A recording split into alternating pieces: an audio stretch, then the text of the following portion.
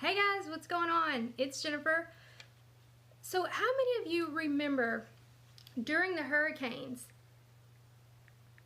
when this was going around the internet? Gas prices, $8.78. Cases of water, $42, $100 for a case of water that normally costs $3.99, even let's say $5.99, okay, for a case of water. If you don't remember it, maybe you weren't here, but that's what was going on. So it outraged a lot of people. It went viral. Best Buy had to make a public apology for it, and so did many other gas stations, and some gas stations actually had to reimburse their customers, okay? Well, what's about to occur is essentially the same thing. This is what people don't understand about Venezuelan sanctions, okay? They do affect us, and people are using emotions over logic to discuss Venezuela, or they're just completely disregarding it as a non-issue. And I'm going to explain to you something and show you the proof of something that should absolutely outrage you about this Juan Guaido, not only him, but the entire opposition. The reason that there were so many starving people, that there are so many people going without, and how it's going to affect us. Okay, so we all know that the president has already said that he denounces Maduro, and random guy named Juan is the president of Venezuela. Okay, fine. Let's go with that narrative. Well, let's talk about what happened back in 2015 that most people don't know about, and this was before all of this controversy. So this isn't just something that popped up out of nowhere and it's like they're trying to make up stuff. And I'm going to tell you who he's connected to, okay? To help you better understand what happened down there and what is going to happen here, essentially, okay? Or not. I mean, I'm not a predictor of the future, okay? Okay, so if you have not seen my random guy named Juan exposed video, that's my last video, well, before the Super Bowl video, you may want to watch that, and then you're going to understand that he is a part of this, and he has been for a decade at least. But I'm going to show you the proof that this has been out from 2014, 2015. It's just people aren't doing the research. Well, we know the mainstream media has their own narrative, but what I want to do is show you the actual proof and show you that this is what our current administration is supporting, which is quite frightening, because the sanctions are affecting our gas prices right now, and this is just the beginning. Okay, so this one was from Brazil. Is hoarding causing Venezuelan food shortages? Okay. As bizarre as it may seem, with a country with the world's largest oil reserves, all agree food hoarding is a real problem. What is food hoarding? Well, we know what hoarding is. Food hoarding, meaning having a lot of food. But these aren't preppers, okay? These are people, I'll go through it and explain it to you. Okay, these are tough times for small shop owners like Darwin, I'm not going to say everything, surveying his jars of mayonnaise, canned tuna, eggs at his stall in the working class market in Caracas. He's worried about product shortages and ongoing demonstrations that are ruining his already struggling business. Okay, so he doesn't mention the government not one time. He's talking about these protesters and these demonstrators, just like we have seen here.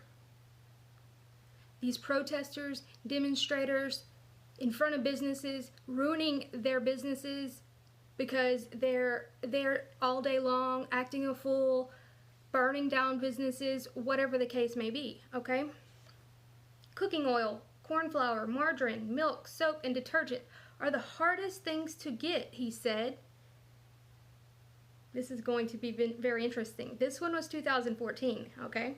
Like virtually all problems in Latin America, the largest oil producers' rhetoric around shortages or alleged hoarding follows a decisive political binary. President Nicolas Maduro blamed hoarders for taking the food out of the mouths of the Venezuelan nation.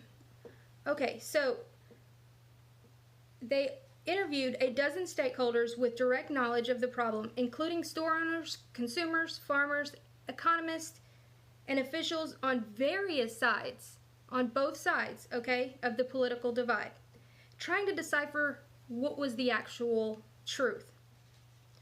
And, you know, that's never easy, but that's what you have to do. You have to go to both sides. I do the same thing. I go and read through CNN stuff and Fox stuff. I don't watch it unless it's just to make fun of them. But when you read the information, it's much easier to find the truth because they usually will insert it somewhere. It's just digging through it to try to actually find it. Okay? So, the economic war. Drinking cold beers with a group of mates under a midday sun in his working class neighborhood, Francisco Luzon blames the country's entrenched elite for the problems. There is some truth about this economic war from private entities, as they want to increase their profits. Does that sound familiar? Crony capitalism? Yes. Distributors buy large quantities of products here, meaning in Venezuela, and sell them in Colombia, said Luzon, who runs a business producing iron gates for houses. Selling contraband is a serious problem. Okay, let me explain that a lot simpler, and I've said it before, but you probably haven't seen all my videos. What they do is, as soon as these ships, barges, whatever, the trucks get to these warehouses, these facilities, these stores, they buy it out the back door, or I'm just going to say they buy it. I'm sure some stealing goes on, but they go and buy it out the back door, take it to Colombia, sell it for double, triple, 10 times, sometimes 100 times the amount that it normally would be. So something that would be $1 is now $100. Okay? So one pack of corn flour is just 6 bolivars in Venezuela, but once you've made the exchange, accounting for the 800% currency difference on the black market, it's 200 bolivars in Colombia. And that is a totally different subject, how they were stripping the dollars and dollars, because it's made of the same material that US dollars are. And so what they were doing was stripping it, reusing it, well, reprinting and everything to make counterfeit American dollars. As bizarre as it may seem, in a country boasting of having the world's largest oil reserves, serious observers on both sides of the political divide agree that hoarding is a real problem. The idea of hoarding has been evolving, says Rodriguez, a journalist investigating these shortages. A newspaper seen as pro-opposition, first the government said businessmen were hoarding the food. Then the line changed to saying people were hoarding food by buying too much at a time. Now they say 40% of the food is disappearing from the shelves because of bootlegging and sending it illegally to Colombia. Exactly. So the government claims that this is part of economic war. It absolutely is. It's right out of an economic hitman playbook. If you've never looked into the economic hitman, look into it. I actually put it in one of my videos.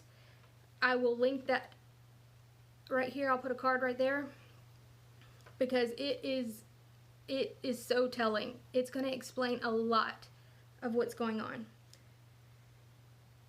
So the last time I placed an order for flour, the distributor who deals directly with the factory didn't have any, says Marco Perez, a market vendor in Valencia.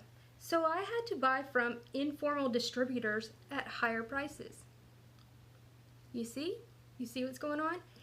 Even the factories were part of this because they want to make the big bucks. Think of these people as the Walmarts, as the Amazon, as these people, okay?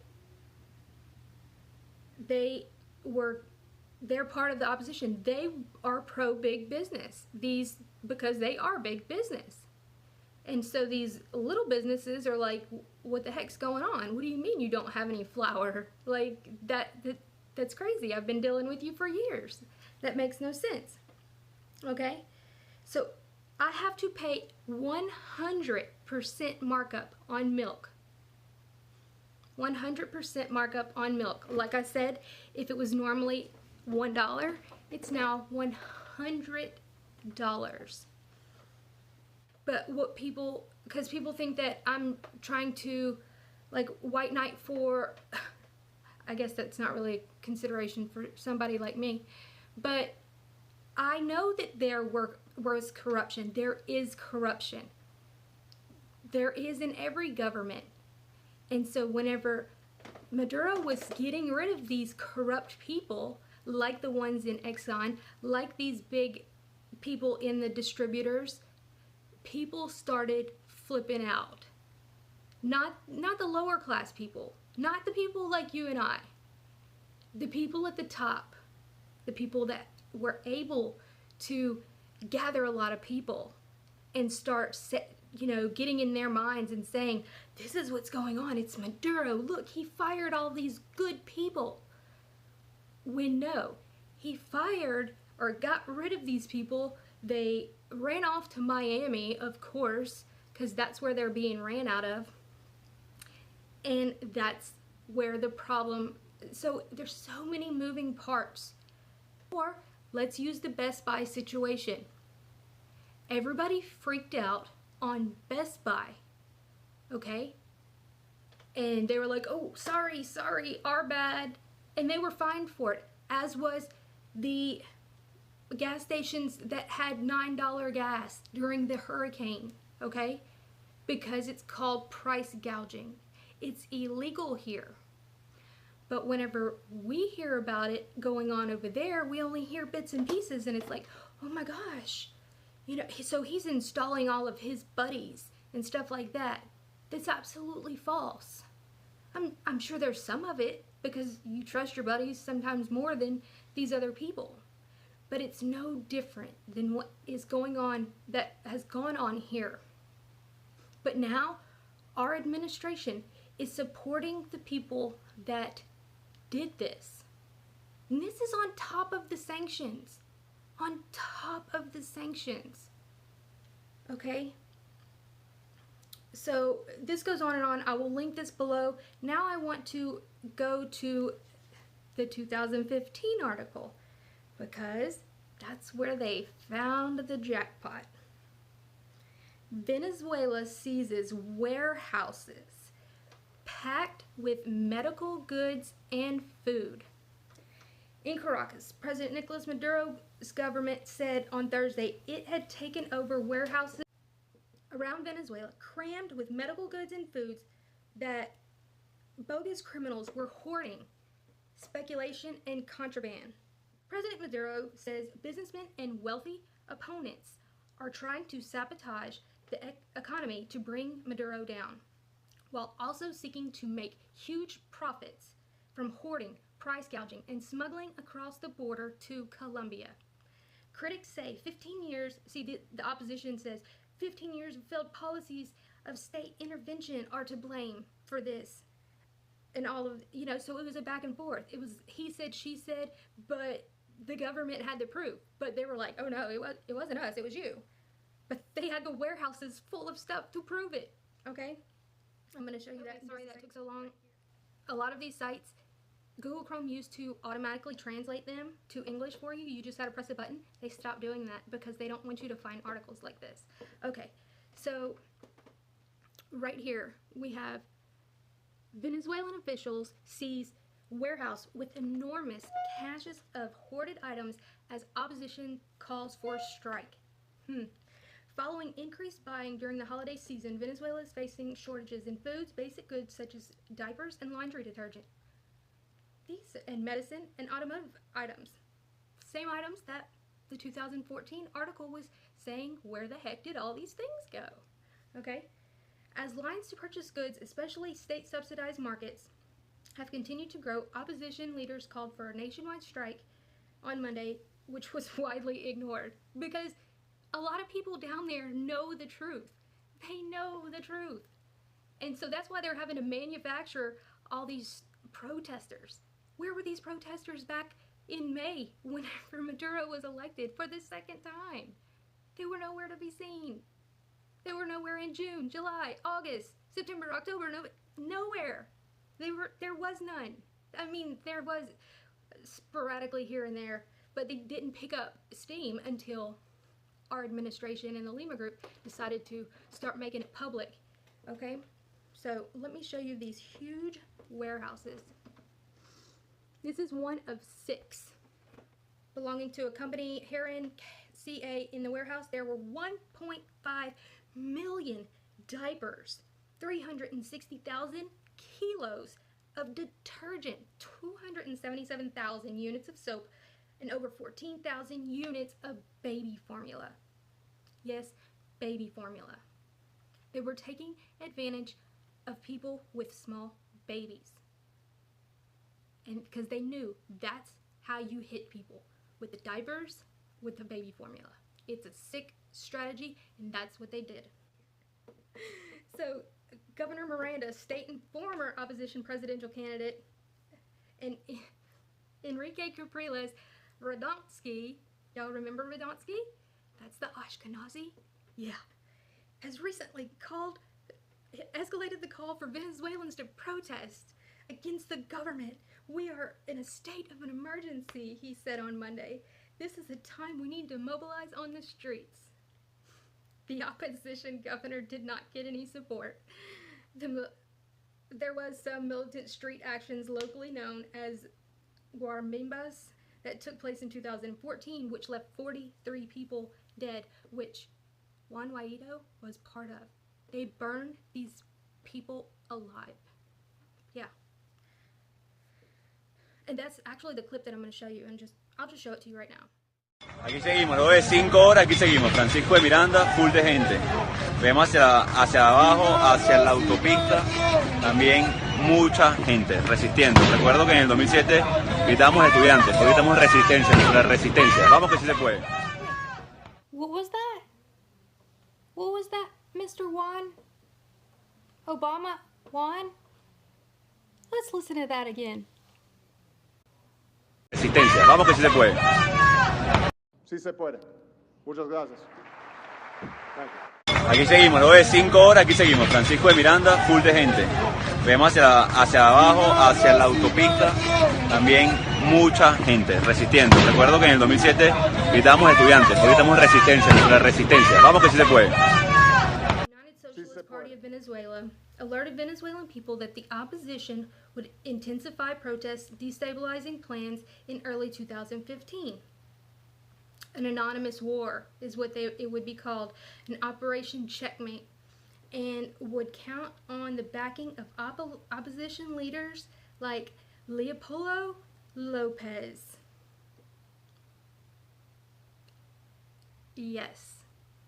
If you haven't been following this, guess who a random guy named Juan is taking his marching orders from?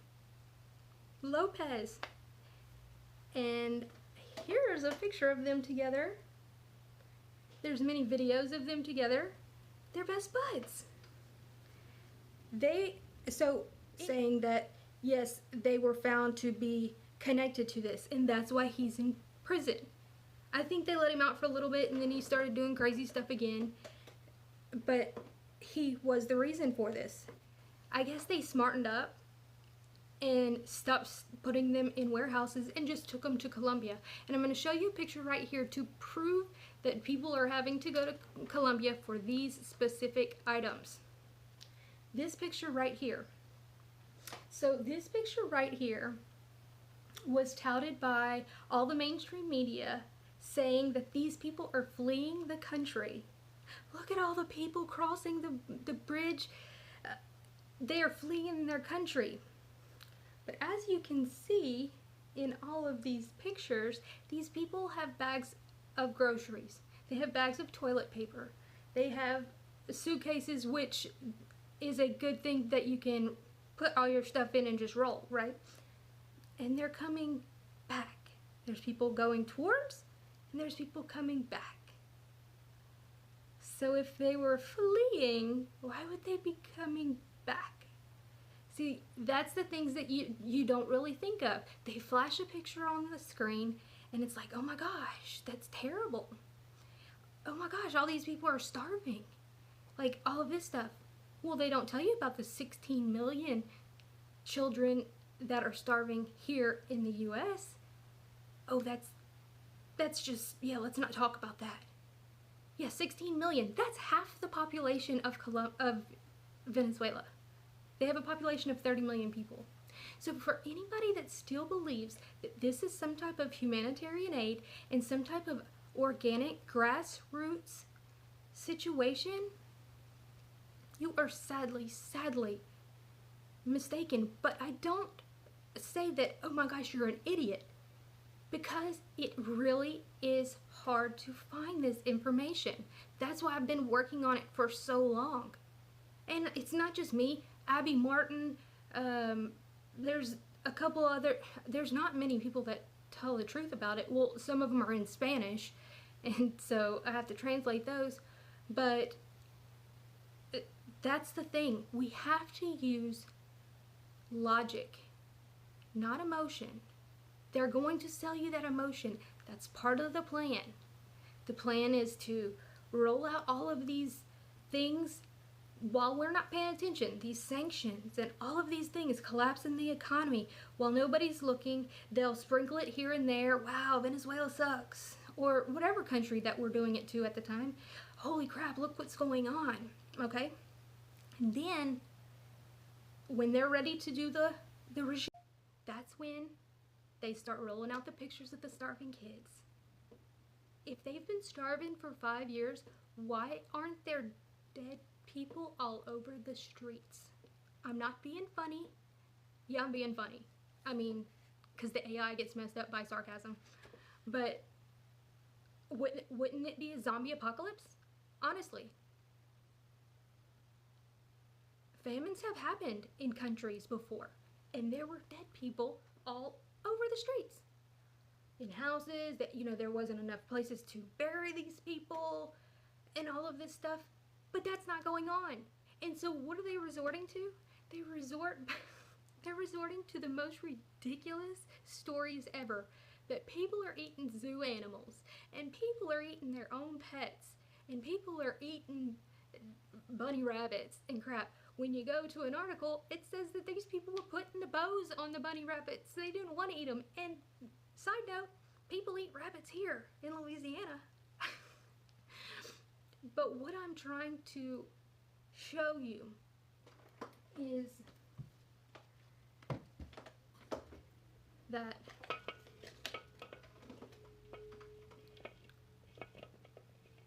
this place right here is Venezuela. Many of you probably don't know. United States, Mexico, Central America, Venezuela, Colombia, Brazil, Bolivia, Argentina, okay? These are the places. These are not far from us. This globe is not obviously measurably correct, but these people do exist. They are people. And like the starving stuff, It's not an argument. When you say that these people are starving, we must intervene. Guys, let's look at these times that we said that we were going in for humanitarian aid. And this time. And then this one. And this one. You need to stand up for what's right, because I promise you, we will not win this war. Unless they just burn up the entire country, and Russia's not going to let that happen. This will end up with American sons and daughters, mainly sons, let's just be real, coming home in flag draped coffins. And it honestly breaks my heart that so many people don't care, because this is affecting us. Our administration is saying that this stuff is okay. And I know you all want to get mad at me and say, oh no, it's the deep state, it's the this, it's the that. He put his name on every single one of those sanctions. And that blood will be on his hands, John Bolton, Elliot Abrams, and y'all know now, the old Clinton administration, I forget what his name is now saying he's proud of what Trump is doing. That's exactly how he would have done it. Does this not seem odd that CNN, even CNN just the other day said, oh yeah, Trump's doing the right thing, If these people really cared about humanitarian aid, the Washington compost and such, would they have really spent $5 million on a 30-second Super Bowl ad? Or it might have been a minute long. Or would they fed a whole bunch of people? They don't care about any of us. I'm sorry, but it's true. They don't care about us. The only people that can take care of us is us. And if we don't stand up for people like Venezuela, who do you think is going to be next? It's going to be us. I mean, I pretty much believe that anyway. I mean, it is. Because what's going to happen down there is they're going to fight to the death for the Christian religion. They don't support the Zionists. I'm trying to mess with the AI. They don't have anything to do with that at all. They will not allow that to come into their country and destroy it like it has ours. Okay? So I want you to understand that this is what our administration is supporting. This is what you're supporting if you're saying, yeah, good idea. This was very strategically planned over a decade. Like, share, subscribe.